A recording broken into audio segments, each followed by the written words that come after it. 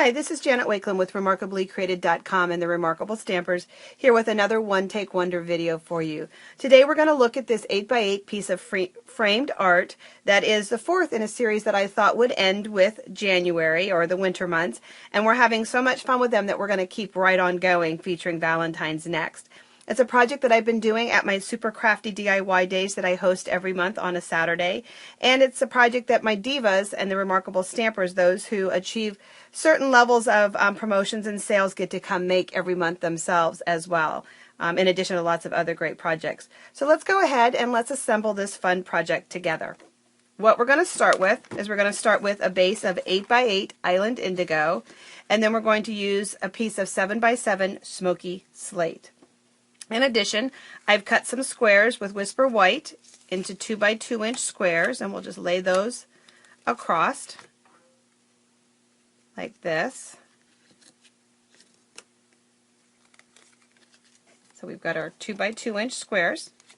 The next thing that I did, and let me back up for a second, the snow stamps that I'm using Snow Day, which is our wonderful snowman with all of his little pieces, Warm Wishes.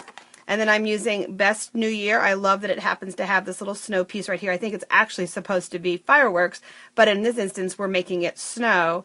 And then when I think of January, of course, I always think of the New Year. So it's a perfect stamp for our project today.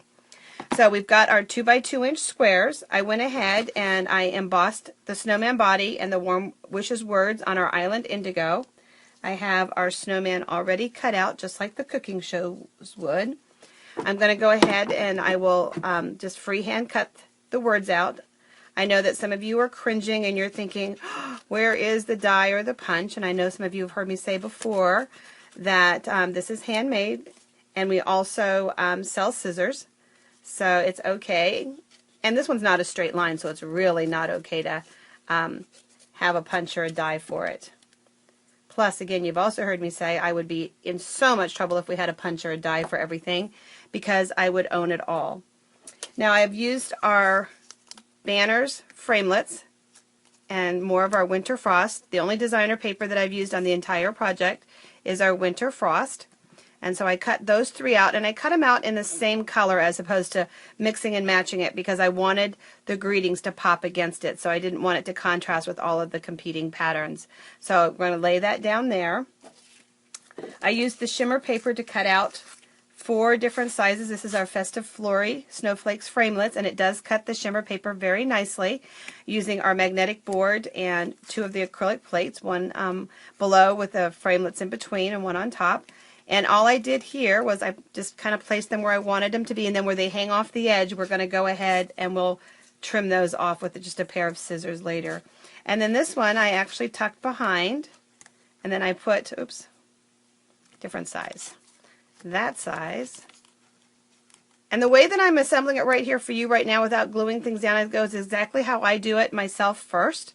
I want to make sure I have everything the way I want it to be, and then I slowly lift piece by piece up, adding adhesive to it. So let's just slide that, and we'll slide that in there for right now. The other thing that I did was I stamped the Best Wishes, and it has this natural little curve. This is on the same width. It's 2 inches long. And then I just trimmed off the extra that I didn't want at the bottom, and we'll slide that under our snowflakes. And then I went ahead and I stamped the fireworks / snowflakes 4 times, and I cut them out, and one of them will go on top of our snowman. And then I just layered these, one on top of the other, just trying to create a little bit of depth, just like that. This is more print from the Designer Series paper, and you can use a punch.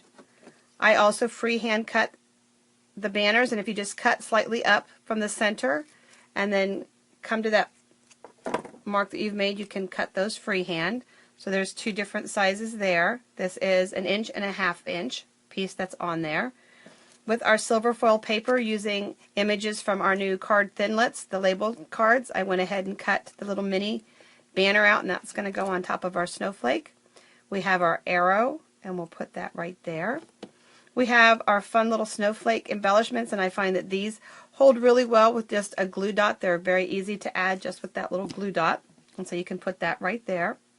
We need to decorate our snowman, and so I will go ahead and I will add a pink hat. I like that little pop of pink against all of the blues in this project. And then I've gone ahead and I've stamped a nose, and arms that I will cut out. And I used Melon Mambo, Pumpkin Pie, and Soft Suede for those colors. And then a little tip for making the scarf. Let's set that off to the side for 1 second. We'll go ahead and we'll take our ribbon. And let me get ready first with a glue dot. Let me get my glue dot ready. I'm handy.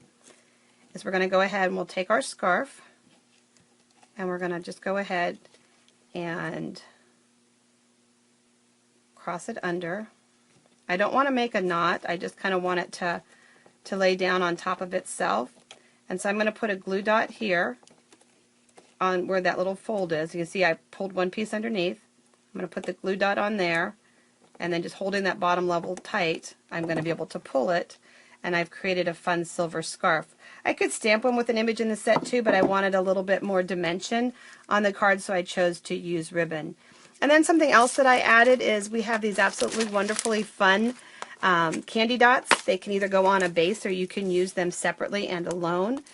And using the gray ones, I just simply went ahead and picked them up, and that's what I used for the buttons of coal.